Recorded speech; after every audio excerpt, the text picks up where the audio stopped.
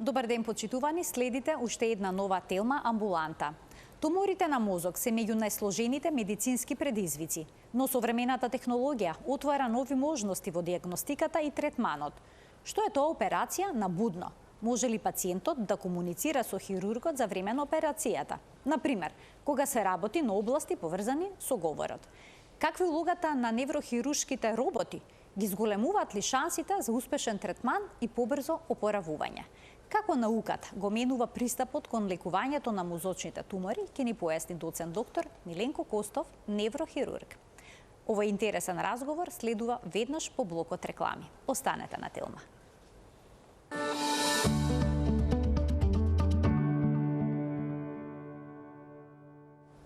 Како новата технологија и науката ги менува операциите на тумор на мозок? Нова тема денеска разговараме со доцент доктор Миленко Костов, неврохирург во Аџибадем Систина. Докторе, добре ни дојдовте во студиото на Телма. Добар ден. Добар ден, фала ви на поканата. Добро ве најдов. На која возраст обично се дијагностицираат туморите на мозок? Во кој период од животот обично се развиваат? Кратко да ги поделиме, значи туморите на мозок се делат на адултни и или на детска тумори во педијатриска возраст, односно во детска возраст. Туморите во адултната возраст за жал се појавуваат во оние најпродуктивни децении за човекот. Тоа е во особено во 5-та и 6-та деценија, најзголемена фреквенцијата на нивна појава, а педијатриските тумори знаат да се појават дури со самото раѓање и нормално во првите 10 години од животот кога сме и деца. Тогаш е најчестата време на појава на мозочни тумори. Она што ги разликува, што е многу интересно, е што најголем дел 3/4, односно 4/5 од туморите во детска возраст се на малиот мозок, а кај адултната, кај возрастните, 4/5 од туморите се во големиот мозок. Тоа е една интересна дистинкција. Една разлика. Може да биде за така. А датат ли секогаш карактеристични симптоми туморите на мозок? Да речеме, дали главоболките или пак падот во концентрацијата кај помладите пациенти може да биде индикатор за тумор на мозок? Широк диапазон на симптоми кои што, како ги споредите, се повторуваат. Значи, главоболка може да биде апсолутно симптом дека има некаков интракарнијално зголемен притисок, велимо, односно зголемен притисок во главата, што може да биде предизвикано од некаков процес, тумор. Најчестото главоболките треба да бидат наутро и треба да бидат проследени со профузни силни, тоа значи повраќања.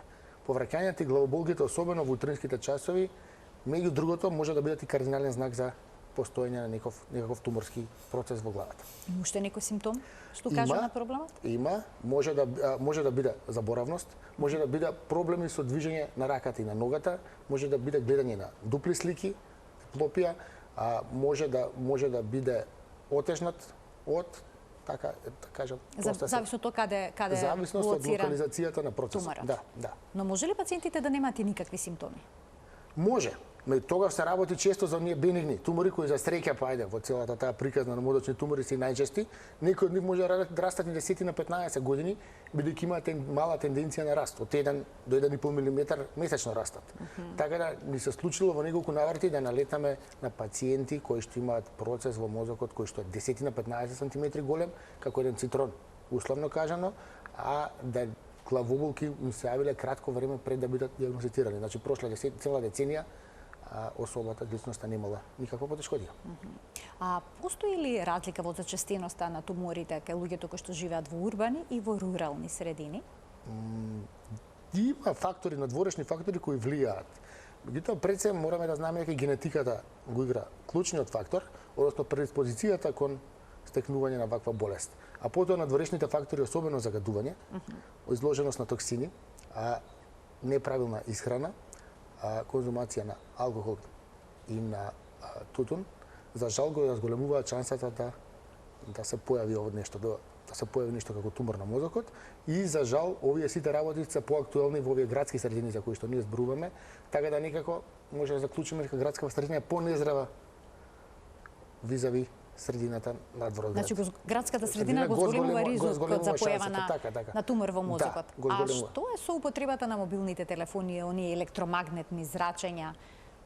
Докажано е дека електромагнетното зрачење кое што доаѓа од мобилните телефони може да влијае на некои појава на некои туморски промени во организмот. За мозокот се уште нема јасна студија која го докажува тоа, меѓутоа земено предвид дека тоа може да влијае на други системи во телото, верувам дека значително влијание има и го зголемената употреба на мобилен телефон.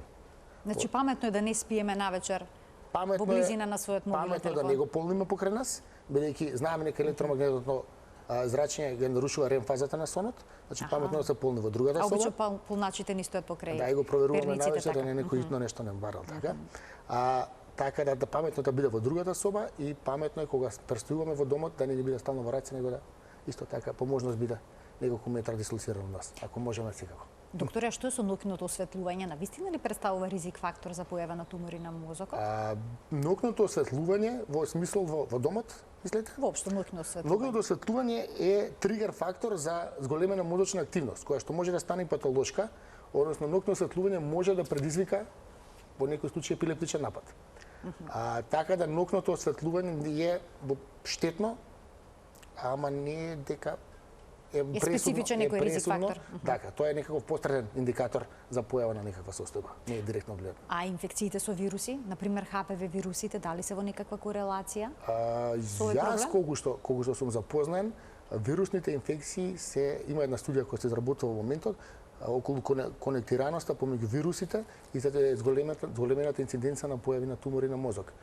Студиите одат во правец дека има некаква поврзаност, тоа е на молекуларно ниво, меѓутоа мора да почекаме резултати бидејќи ковид од претходно и ова сите тие студии се одложени, така да резултатите се уште не ни се јавни. Така, но резултатите навестуваат дека можно да постои корелација. Конекција не со одредени типови вируси, него со одредени подваријанти на вируси кои мутираат. Ама дека сега тоа ќе биде многу длабока наука да не навлегуваме на тоа. А дали во раната фаза туморите на мозок можат секогаш да се детектираат на снимките од магнетна резонанца и компјутерска томографија? Бака сега, значи златниот стандард за детекција на тумори на мозок не е компјутерска томографија, него е магнетна резонанца. Речи си и да не постои тумор со било каква димензија кој што е повеќе од 1 милиметар или дури некогаш и помали, кој што не може да се видат на добро квалитетна магнетна резонанца, која што е добро изработена од страна на радиолошки технолог и која што е адекватно прочитана од страна на неврорадиолог би било во овој случај. Така да новите современи апарати кои што работат веќе на 3 Тесла магнетно поле ни овозможуваат да ги видиме најдлабоките мозочни структури и да ги видиме во најситни детали. Ако порано се работеше во пиксели, тоа значи оние единици коцкички во кои што ги гледаме сликите, сега зборуваме за сосема нова единица, се вика воксел. Тоа е тродимензионален пиксел, замислете дека со длабочина плюс, како трета димензија, со кој што можеме многу лесно да одредиме точно што се случува на било кое ниво на мозокот. Значи нема веќе тумори кои што се тешки за идентификација на... Нема невидливи. Нема невидливи. А што тумор, каков тип е, мора да потврди за жал секогаш на крај патологот. А што е со оние нови методи за диагностика, молекуларни маркери и слично? Дали тие помагаат во диагностиката? Тие помагаат, меѓутоа доминантен и се уште златен стандард баш би рекол е магнетна резонанца која мора да биде на 3 Тесла магнетно поле за да сликата на мозокот биде јасна. А се менуваат ли шансите за преживување во зависност од тоа во која фаза е откриен туморот на мозок? Тоа е добро, супер прашање. Секогаш. Секогаш шанса за преживување подолго и поквалитетно е многу поголема, доколку порано се открие и побрзо се реагира. Значи да, секогаш одговорот. А обично се успева во тоа во раната фаза да се фата? Да ви кажам право како поминува време добиваме се повеќе и се почесто мали мозочни тумори. Тоа значи дека се на време препознаени и детектирани. Како проаѓа времето, се почесто успеваме кај нас тоа да го направиме. Кога ќе се открие тумор на мозок, дали секогаш мора хируршки да се отстрани? Па мислам дека околу пола случаи да. Меѓутоа во другата половина имаме варијанти каде што викаме американски израз, тоа е wait and scan. Значи чекаш 3, 6, 9 месеци, година дена го следиш. Многу често туморите имаат тенденција, зависи сега од кој тип, да подпораснат, па да застанат, па неколку години, дури деценија една, може да останат мирни, зборуваме за бенигни варијанти. Меѓутоа некои од нив имаат тенденција да растат. Затоа штом докажеме дека туморот расте, препорачуваме хируршки третман. Некогаш препорачуваме и посебен третман со зрачење, има разноразни апарати, тоа се гама нож, сайбер нож, има протонско зрачење сега поново, така да и постојат и конзервативни варијанти, односно нехируршки варијанти за лекување на туморите на мозок.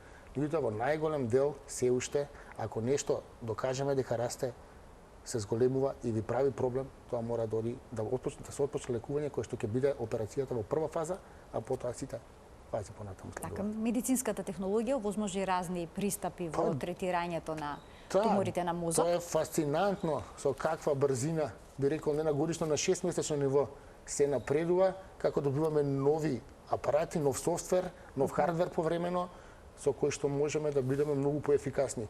Порано тумор на мозок, кога ќе се кажало, се сметало дека за тој човек веќе нема помош и спас. Сега можеме да ви наредам еден куп луѓе кои што одлично функционираат и кои што продолжуваат со секојдневието и покрај тоа што имале тешка операција на главата.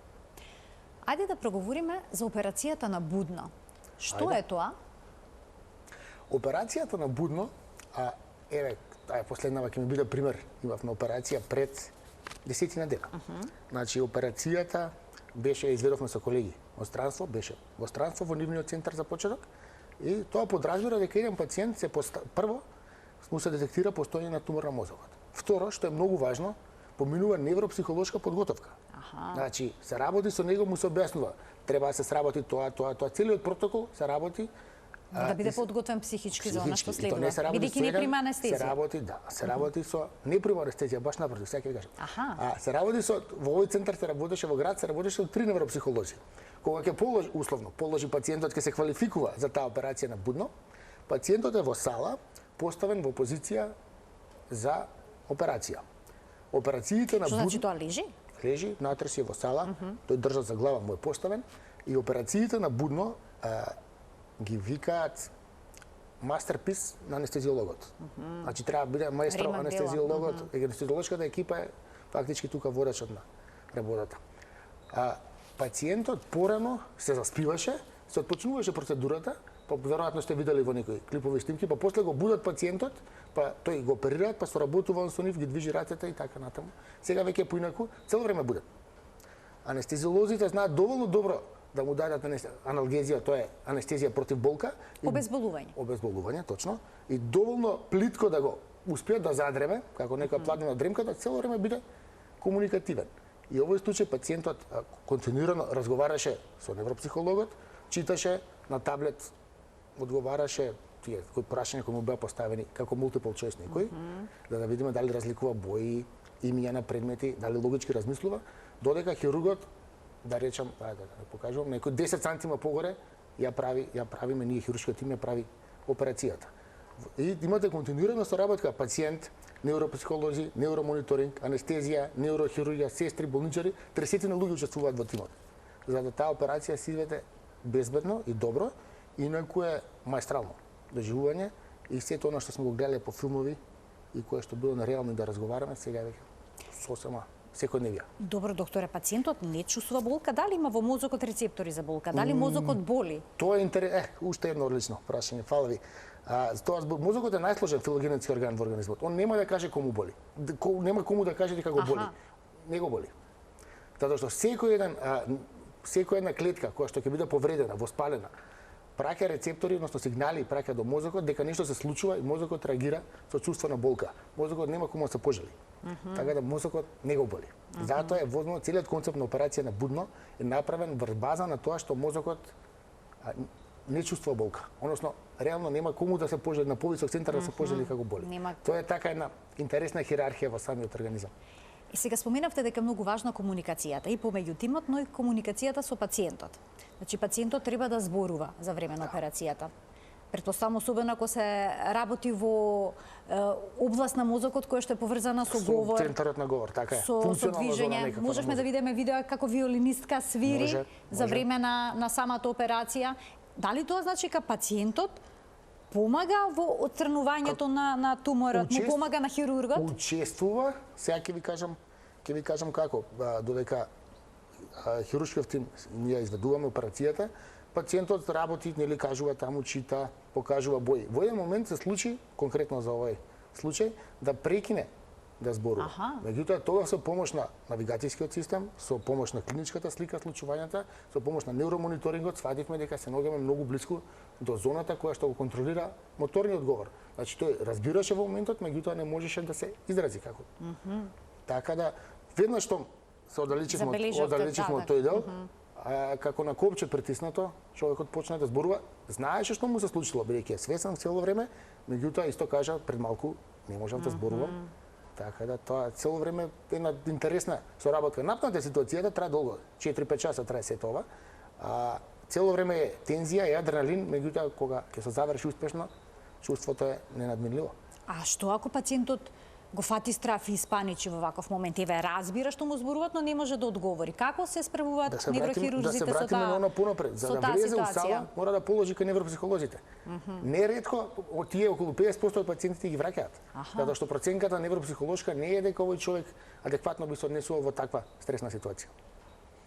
Затоа не се многу ретко се оперираат деца, многу ретко се оперираат луѓе со други психички потешкоти, така да тој дел е проценка на психијатрот и на невропсихијатрискиот тим. А што доколку пациентот почне да губи свест за време на зафатот? Затоа е мастерпис на анестезиологија. Имате некој анестезиолог кој што е маестрален, кој што нема да дозволи тоа да се случи. Искрено ви кажам, во операциите на будно, иако сме научени да сме лидери и сега е понашени како хирургот, е најмалку експониран. Не е дека без него, секако дека е најбитен дека без него не може да се отстрани лезијата, меѓутоа многу други работи зависат од тимот. Што е идејата, што сакам да ви кажам дека е поминато времето дека сега некој голем хирург, па он ќе дојде и ќе заврши целата работа. Се работи за тим. Тимот стане многу голем, а неврохирургот е лидер. Меѓутоа секој од тимот ако не се заврши идеално задачата, овој овдека не може да оперира. А докторе, како се следи функцијата на мозокот за време на операцијата на будно? Дали само со реакцијата на пациентот или има и па има да ви кажам прво едно 40 електроди разноразни кои што даваат на системот за невромониторинг, даваат неколку десетини различни параметри се следат. Тоа го следат невролози кои што работат со своите техничари и сестри и континуирано ги следат. Тоа изгледа како електрични празнења, како некакви егиња мали, ајде така да ги кажам. Така да и тој тим исто не сме да се занемари, е екстремно битен за во секојдневието на неврохирургот, а не само во овие операции на будно. Ние кога работиме, веќе самата операција не е, пак ви повторам, не е дека доаѓаме, оперираме и си одиме. Не, имаме невролошки тим кој што води невромониторинг, имаме претходни подготовки со невронавигацијски движења, тоа е што како во кола кога имате навигација, точно знаете по кој коридор кај ќе дојдете, што ќе направите, а и најбитно се како ќе се вратите од таму. Значи има начин да се процени кој коридор е безбеден. Кој ткиво е болно, кој е здраво, така? Апсолутно, што да се отстрани, имаме каде да се работи, што не? Имаме посебни контрасти кога користиме микроскоп, болното ткиво се бои, изгледа комплетно различно од здравото. При тоа имаме коридор по кој што доаѓаме до таму, имаме крвни садови кои што ги избегнуваме, крвни садови кои што знаеме дека се од туморско потекло, па ги отстрануваме, така да имаме едно веќе во тебе типичен пример операцијата вчера, не имавме планирање од 20 часа и операција од 2,5 часа. Значи, некош планирањето е поопсежно. Секогаш, ако добро и совесно работите, секогаш ги планирате сите варијанти, доаѓате само да завршувате работата. Меѓутоа, договорот на тимот, работата, планот мора да бидат направени пред сала и траат многу подолго, од што трае самата интервенција. Може ли секогаш туморот да се извади во целост или болното ткиво да се елиминира во длабочина или пак широчина, како што е потребно доколку зафаќа некои клучни? Тенденцијата да успееме да отстраниме се. Меѓутоа, имаме ние на располагање после и онкологија, ја имаме, која што доколку има потреба, некој ткиво е сраснато, некои центри се наоѓаат во туморски променети, после тоа ги третираме и онколошки. Онколошките трендови се исто така променети, не е она само да го зрачиме и да добие хемотерапија. Веќе зборуваме за персонализирана терапија, тоа подразбира имунолошка, биолошка терапија, која што се адаптира, спрема, нарачува и прави според потребите на болниот и според типизацијата на туморската промена. Така да, целиот пристап е комплетно сменет. Нема неврохирург оперира, анестезиолог дава анестезија, не. Тимска работата и континуирано напредува. Затоа што се свати дека секоја туморска, поготово малигна промена, има нешто персонализирано у неа. Мора да го откриете тоа, за да може да го застанете на траст. Ајде да го проговориме за предностите на операцијата на тумор на мозок на будно, по споредба со анестезија. Кои се предностите? Зошто би се правило на таков предности. За анестезија нема предности. За анестезија е многу полесно да пациентот спие. За нас како хирурзи е полесно да пациентот спие, да сите сме порелаксирани и да завршуваме побрзо работата. Арно, целата процедура постои заради безбедност на пациентот. Она што го зборував дека му допирате зона во која што е контролиран говорот и тој веднаш прекинува да зборува, тоа да го спие не може да го знаете. Колку год да е тоа со невронавигација, со мониторинг центрирано, сепак се тие некогаш и делови на милиметар зборуваме. Така да тоа ни овозможува уште поголема контрола. Меѓутоа мора да знаеме, операциите на будно за кои што зборуваме се индицирани тоа се помалку од 1 на 100 пациенти имаат индикација за операција со тумор на мозокот, помалку од 1 на 100. А добро, како проценувате? Освен тоа дали е психички подготвен или не, кои пациенти се кандидати за ваков тип на операција? Тип на туморска промена, процената на магнетна резонанца, нејзино позиционирање. Значи не може секој тумор да се изведи на таков начин? Не треба секој тумор. Не треба. Значи, велам, тоа се некои 4 или 5 на 1000 тумори се кандидати. Тоа во македонски услови преведено, бидејќи ние имаме околу 150, меѓу 150 и 200 новооткрени туморски мозочни промени на годишно ниво, некаде отприлike не секоја година би имале адекватен кандидат за операција на будна. Значи тоа е навистина ретко. Да, ретко, меѓутоа пикантерија сакаме да зборуваме за тоа пошто е нешто ново. Не секојдневно ново. Нешто актуелно. Може за 20 години ќе биде секојдневно, кој да го знае. А колку треба порабувањето кај пациентите кои што имале операција на будно во споредба со оние кои што имале класична операција со анестезија? Рекаверито е идентично. Нема податоци дека е подолго од 5 до 14 дена кај секој пациент, така да она што е во будно може да има потреба од подолго психолошко оправување. Ама пак тоа станува кај невропсихолошкиот тим кој што е многу важен. Тука се тие со анестезиолошкиот тим се всушност клуч за може една операција на будно да се направи, а ние заедно со невролозите кои го наследат на мониторинг сме оние што изведуваме. А што е со операциите што се изведуваат со анестезија? Се употребува целосна анестезија, но кога станува збор за невролошки операции, дали се употребуваат некои специфични анестезии? Важно ли каква анестезија ќе прими пациентот? Клучот на квалитетна операција е добра анестезија. Треба да биде доволно длабока, а да не биде предлабока. Треба да не босеге пациентот болка, а сепак да не остане без никаков осет на треба организмот. Треба да биде релаксиран, да мускулите не му се згрчени, меѓутоа не сме да биде пререлаксиран да не се засегнат други центри во мозокот. Така да е тоа една голема наука.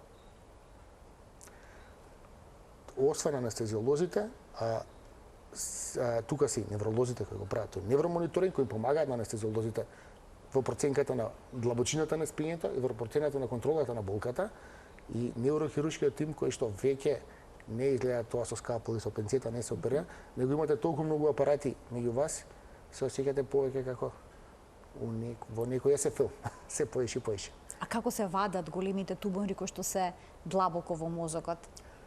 Со постепена дисекција и најчесто во помали делови, дури во микроскопски мали делови. За тоа ќе чуете нека операција некогаш дека трае по 10 на 15 часа, за да тој тумор безбедно и комплетно се отрне. Бидејќи кога тој се вади тумор, кога го трнувате, вие не сме ниту многу да влечете, ниту да тегнете, бидејќи сите структури во мозокот, во главата која е затворена кутија, се поместуваат заедно со вас. А тоа може да биде сериозно опасно. Така да тоа е еден бавен процес, трпелив, кој што се работи со континуирано, со голема концентрација, со висок пулс и во кој што ако не уживате вистински, не може да работите. Значи не може секој да изведува вакви операции? Па не може секој да изведува вакви операции. А докторе, кај пациентите кои што се под анестезија, по будењето, дали самата анестезија може да влие врз функцијата на рака, на нога, на говор, па да не можете во прв момент да процените дали е нешто последица на операцијата или пак е од анестезијата? Тоа е транзиторно. И тоа се првите 10 до 15 минути. Пак зборувам, зависи од начинот на кој е аплицирана анестезијата. А ако е тоа направено адекватно и како што треба, првите 10 на минути секако оставате човекот да се разбуди и првата невролошка проценка правиме после 10 на 15 минути под излегување од анестезија. Така да во моментот, да, сите сме после анестезија неподвижни, не знаеме каде сме, да речем збунети, конфузни, меѓутоа после 10 на 15 минути сите функции се враќаат, дури и когнитивната способност, та проценка на околината е исто присутна, така да после 10 минути веќе се знае на што сме. Дали пациентите обично влегуваат со голем страв во операциона сала? Знаете како викаме, оној што не се плаши пред операција, не го примам за операција. Тоа значи за друго место. Не е стравот е нормален. Меѓутоа, ако добро се разговара со секој болен поединечно и со нивните семејства, тие сваќаат дека кога ставаат на кантар, предноста е многу поголема да се ризикува да се направи интервенцијата, отколку да се остави така и да не се направи ништо. Некогаш туморите на мозок знаат да ги направат болните конфузни, дезориентирани, па доста работиме и со нивните семејства. Така да мора да знаат дека се на вистинско место, дека даваат довербата во вистински раце и да бидат убедени, да им се објасни дека ризикот од операцијата е реално, колку и год да е голем, е реално помал него да не се направи ништо. Ако какви се ризиците од операцијата? Големи се? Во зависност од операцијата, меѓутоа кога оперирате мозок, се може да се заврши од најдобро, што најчесто завршува, до не дај Боже, најлошо и се меѓу тоа. Така, ќе ги поканиме гледачите. Имаме уште малку време до крајот на денешното издание на Телма амбулата, но сепак ќе оставиме простор, почитувани, и за ваши прашања. Телефонскиот број е испишан на екранот. Докторе, продолжувам понатаму, како што споменавте на самиот почеток на емисијата, технологијата многу го менува процесот на операциите на туморот на мозокот и брзо, со едно брзо темпо, интензивно. Што е со роботиката во неврохирургијата? Неврохируршки роботи, дали тие можат попрецизно да ја извршат операцијата? Мора да прво да расчистиме да се знае. Роботот е секогаш попрецизен од човекот и тоа нема спорно. Машината е секогаш попрецизна. Меѓутоа, вие мора да ја кажете на машината каде треба да оди и што треба да направи. Се уште не постојат роботи кои што се као ти ќе му кажеш па он ќе заврши работата. Не, тоа се роботски асистирани операции и нивната вредност во самата интервенција во одредени сегменти е бесценната, револуционерна. Значи сепак се ти управувани од човек и командани од човек, дадени им се насоки од човек. Меѓутоа, работата што може да завршат тој мал сегмент од операцијата може да го завршат попрецизно од било кое човечко суштство. Тоа мора да го знаеме. Значи се апсолутно користи во вистински раце. Она што е битно да го знаеме дека еден за неврохирурзи збориме, за да неврохирург да употребува робот, мора да е трениран од почетокот, значи во лабораторија, преку сите процедури, тренинзи кои што треба да ги поминат за да може да биде да го правува тој робот. Не технички може да му кажем, него да може да му ги зададе вистинските задачи што тој треба машината да ги заврши. Во последно време ние ги користиме, почнуваме да ги користиме роботите за длабоки мозочни биопсии, особено во оние делови на мозокот каде што не може да се приде без голем ризик. Така да последните искуства покажуваат, се одлични и ни покажаат дека во последниот месец мозочните биопсии со робот кој што ги задувавме повторно со колеги од странство, дека се совршено прецизни. До негде имаат употреба, меѓутоа не е тоа баш онаква, народски кажемо, дека у секојдневието и немаат. Така, толку широка. Тоа е, да го кажеме, роботски асистирана хирургија, а не роботски водена хирургија. Тоа е. Постои шанса роботите да ги заменат хирурзите еден ден? Вештачката интелигенција? Се надеваме дека вештачката интелигенција ќе преземе многу голем дел од командите кои што се одвиваат во села. Значи, вештачка интелигенција, потпомогната од роботска хирургија и сапортирана од соодветни апарати, но под раководство на човек, мислиме дека е иднината на неврохируршката сала. Ова зборувам дека ќе биде многу години од сега, 20 сигурно однапред, меѓутоа тенденцијата е јасна. Имаме гледач, ќе му дадеме предност да се вклучи во денешната емисија со негово прашање. Добар ден. Добар ден. Повелете. Поздрав до докторот, до вас како водител, секогаш ве следам, ама оваа тема ме засегна баш. Овдека мајка на веќе 38 годишен син, а не е во врска со темава е за глава и неврохирургија, ама се работи за аневризма. Дали ќе може да поставам прашање? Само така, како информативно, за мозочна аневризма рековте?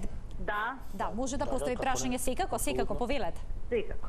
Значи вака, син ми кога се случи ова беше 34 годишен некаде. Значи немаше никакви знаци предходно. Здраво дете, интелигентно, со спорт, со факултет, додуша не го заврши, така го замрзне малце. Ама со јазици, учење со компјутери, значи и компјутер учеше некои си курсеви таму не знам колку еден куп. Не е да речеме екстремно нешто, ама се случи да играјќи фудбал со другарчиња, така да ги речам другари малски, да му се слоши и сега не знаевме дали паднал, па му се повредил, па дали му се свртало, па паднал. Што е предходно. И ама се регистрира дека се наоѓа, дека е аневризма уствари. И докторите, како господинот доктор, како да го кажам, стручњак се. Значи, само можам да ги поздравам и да им дадам, значи, што викат поклон до земја. Значи, они се чудесија, ангели на земјава. Башка технологијата. Само сакам да прашам, После 4 години, еве, 38 години има сега, на 2 јули се случи тоа. Не, пардон, на вчерашниот ден, 14-ти, Кузман и Дамјан, убаво го памтам. Така. Значи се случи интервенција со стент. И од тогаш он е добар. Го прифати тоа, свесен бил, не траело долго.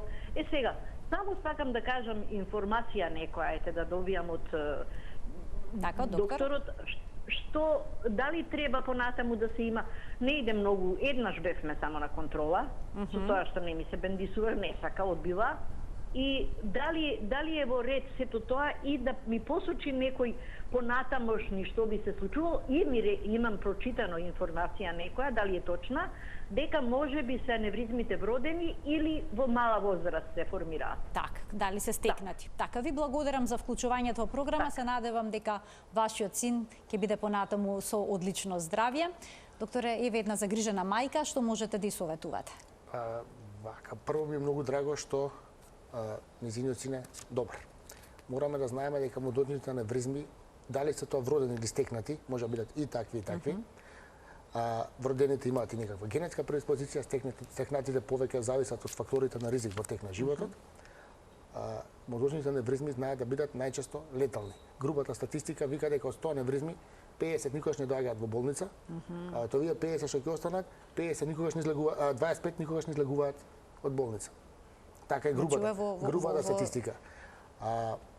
Она што исто сакам да го кажам е дека тоа што е решено на ендоваскуларен начин, тоа е на стентирање, не е класична операција, тука е поставен стент, е уште еден дострел на технологијата.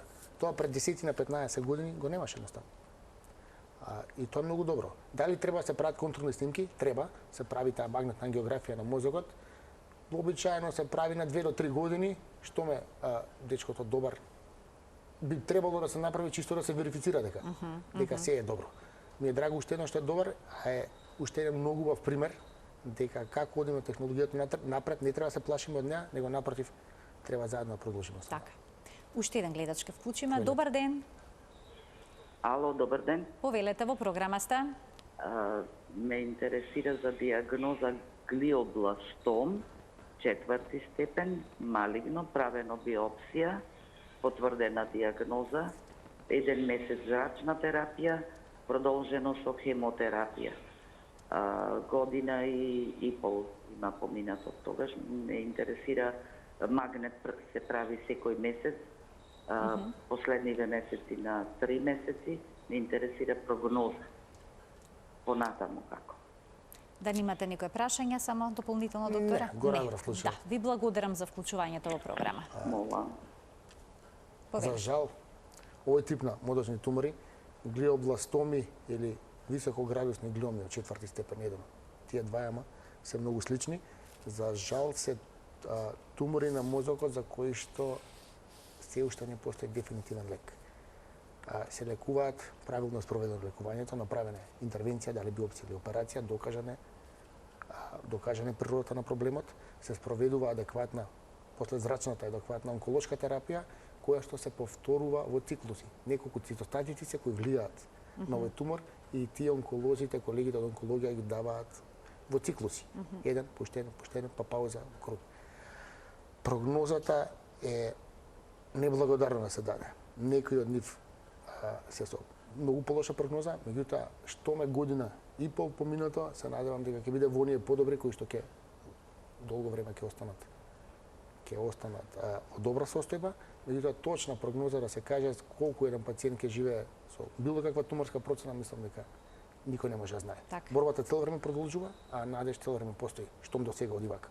Што е најважно. Да. Докторе, кога станува збор за метастази, кои што се вуваат во мозочното ткиво, дали тие се оперираат?